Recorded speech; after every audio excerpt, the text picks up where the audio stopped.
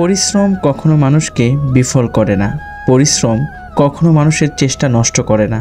পরিশ্রম মানুষকে সফল করে। হ্যালো এভরিওয়ান, কেমন আছেন সবাই? আশা করছি সবাই ভালো আছেন।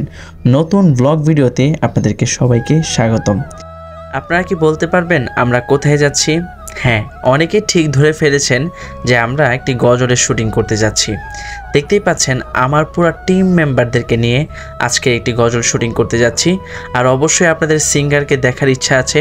আমাদের সিঙ্গার হচ্ছে এবারে তার কণ্ঠে একটি অ্যারাবিক নাশিদ আমরা ইনশাআল্লাহ আমাদের নাশিদ ড্রিম ইউটিউব চ্যানেলে আপলোড করব।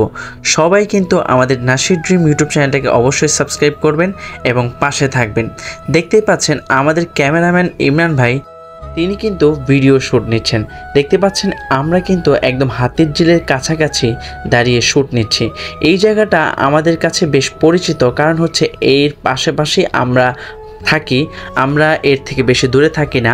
হাতির ঝিলের শট নেওয়া শেষ হলে আমরা চলে যাই একটি মসজিদে।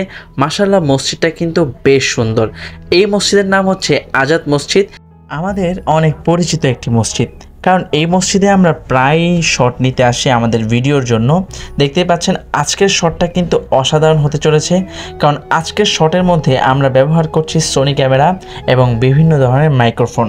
আপনাদেরকে আমাদের চ্যানেল লিঙ্কটা আমরা কমেন্ট বক্সে দিয়ে রাখবো। আপনারা ওইখানে গিয়ে আমাদের চ্যানেলটা সাবস্ক্রাইব করবেন এবং অবশ্যই পাশে থাকবেন, কারণ পাশে না থাকলে কখনোই কিন্তু একটা মানুষ উঠতে পারবে না।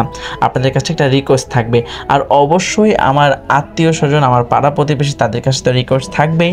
দেখতেই পাচ্ছেন শ্যুট চলছে। আমাদের ইমরান ভাই কিন্তু দুর্দান্ত শট নিচ্ছে।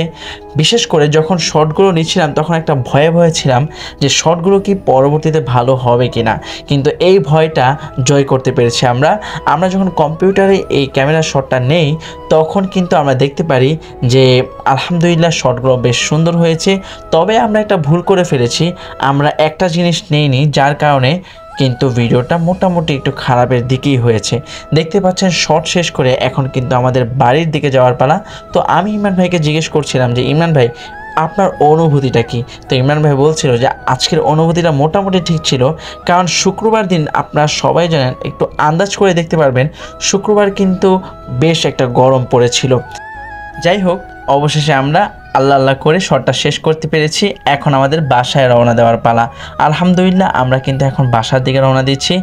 সো আজকের মতো ভিডিওটি এই পর্যন্তই ছিল।